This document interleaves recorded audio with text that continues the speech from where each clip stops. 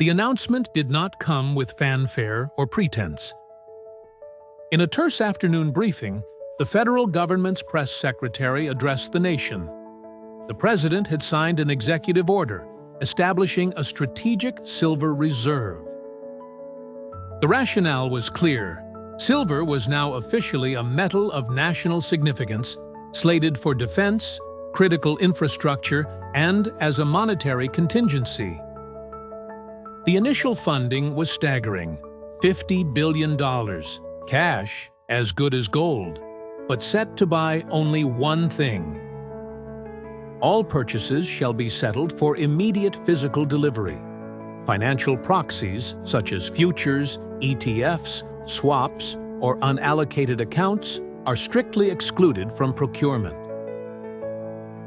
In financial centers across the country, heads snapped up from trading terminals.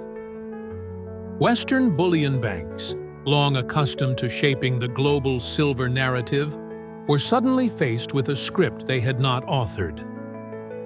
At the executive floor of a major New York bank, the market risk desk convened at once, phones aglow with urgent texts. The particulars of the order were even more troubling. Domestic silver was to be prioritized. International supply would be redirected with export tariffs, new trade restrictions, and, if required, embargoes. But it was the enforcement section of the order that quietly set off alarms. Domestic futures market short holders, those who had built careers on rolling paper contracts, found themselves facing an ultimatum. In 180 days, all short positions must close or provide audited evidence of full physical backing. Failure meant forced liquidation, assets seized, and DOJ prosecution. The days of trading more silver than existed above ground, without consequence, were ending. An analyst at a hedge fund mapped out the math, cross-referencing COMEX open interest figures with available registered and eligible dealer stocks. The conclusion was jarring. The deliverable silver in inventory was not only inadequate to absorb the government's new acquisition demand, but wholly insufficient if even a fraction of short interest scrambled for cover. The market would have to ration demand not by allocation, but price. The first week saw spot prices gap up, limits reached by morning. The supply chain felt the tremors.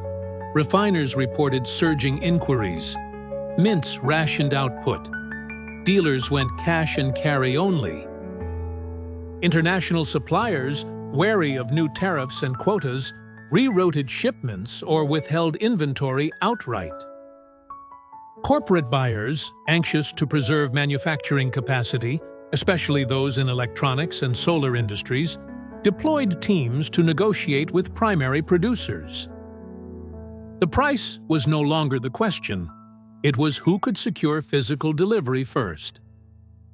As the 180-day deadline approached, silver traded in violent $50 increments, breaking through previous all-time highs in mere days.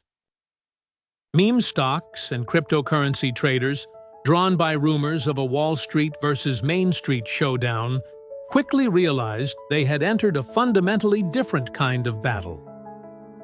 This no longer was a retail rebellion. It was a systemic reset being led from the very top of the economic food chain. In boardrooms spanning Zurich, London, Tokyo, and New York, risk committees debated the new reality. Bank economists warned of forced liquidations not only in silver, but spreading into other commodities, even equities and bonds, as funds scrambled for liquidity. Market makers, unable to hedge reliably in an environment of physical scarcity, withdrew. Volatility leapt to historic highs. Critically, the once reliable spread between spot and futures, long a source of profitability for arbitrageurs, blew wide open, rendering old models obsolete. The new strategic reserve buyers were not speculators. They were not looking to turn a quick profit, but to build a long-term insurance policy against geopolitical and monetary shocks.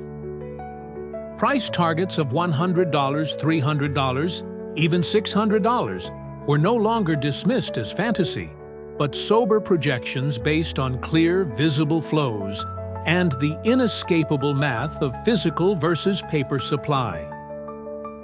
In the final days before the full enforcement window, several major bullion banks announced orderly wind-downs of their silver derivatives businesses, swallowing multi-billion-dollar losses rather than risk criminal prosecution.